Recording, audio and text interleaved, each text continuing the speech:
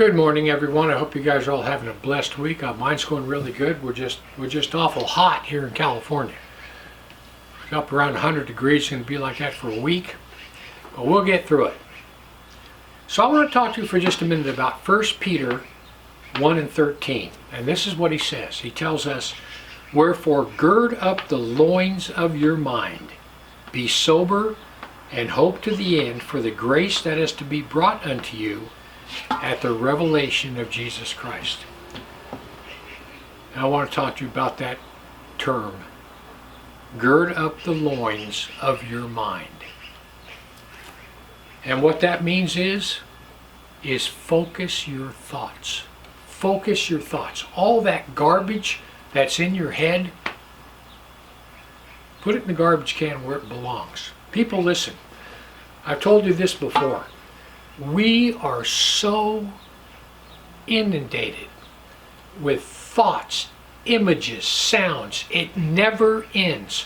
You know, back in the 1800s, a person would just sit around all day, maybe have a couple of conversations, go out and work in the fields. They had almost zero externals coming into their head. We have externals, evil externals, coming into our mind literally all day long. All day long.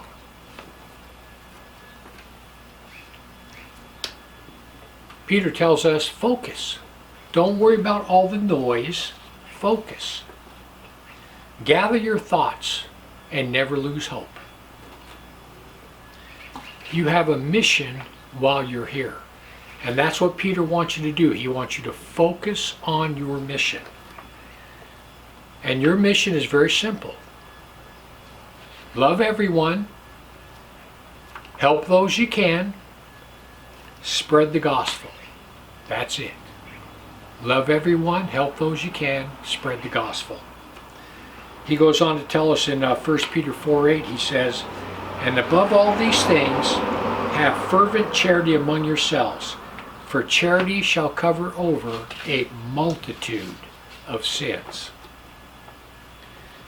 Let love be the rule that governs your life. And people, I know this is not easy. I know it's not easy. It's not easy for me to let love rule my life. Pretty difficult. And this is what I've found that helps me, is you have to know your agitation and your frustration triggers. Every one of us has agitation and frustration triggers. Most people, it's when they're driving. But listen, I know mine, and mine's Walmart. And people, I try not to go to Walmart ever. I may have to go there once every couple months. And Walmart is literally right there. I mean, you turn out of my neighborhood, make the next left, and that's Walmart. But listen, I don't like Walmart. And I know that. So now, when I get to Walmart, when I'm sitting out in my car before I go into Walmart, I ask the Lord to just flood me with His love, joy, and peace, and help me to love every single person that I come in contact with while I'm in that store. So the other day I'm in Walmart, and I get out of my car and I walk around it, and this guy loads up all his stuff in his trunk, shuts his trunk, and leaves his cart right there between my car and his car, and gets in his car to leave. And I said, "Hey," I said, "don't worry about your cart being right here. I'll put it back for you." And that obviously, he didn't like that a bit, but he didn't say anything.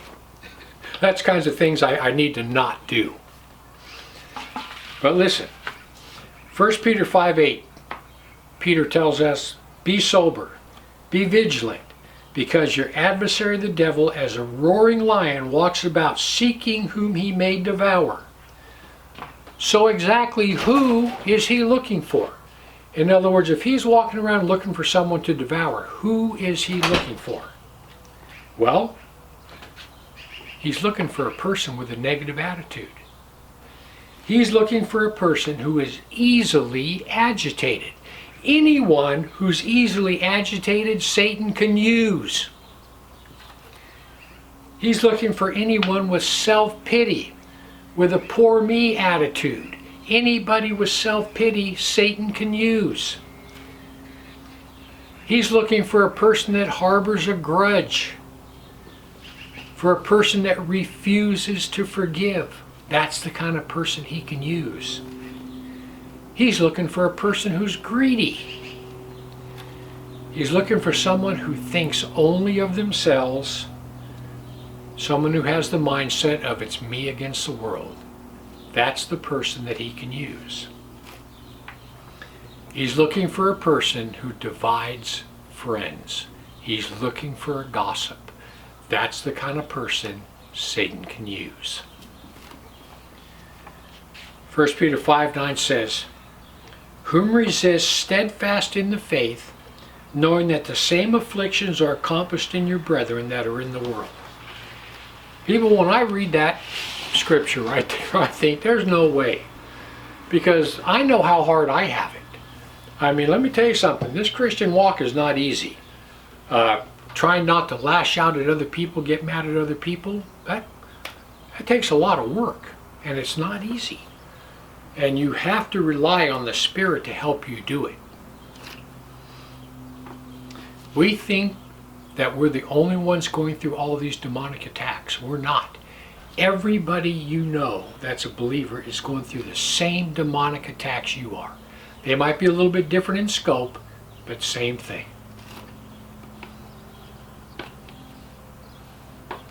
People, this is all a battle of the mind. That's where it takes place, is in your mind. The demonic host plants thought after thought after thought. And what destroys these fiery darts that get planted into our head? Step out in love and ignore the hate. Remember, if you're acting in love and you're treating everyone with love, Satan can't use you. He can only use the people that are easily agitated, that have self-pity, harbor a grudge, are greedy, think only of themselves, or divide friends with gossip. Those are the ones he can use. Someone that's loving and kind, he can't use them at all. Resist the devil and he will flee from you. It's as simple as that. Anyway, I hope that makes sense. Heaven or hell, you choose. Just remember, once you take your last breath, it's a done deal.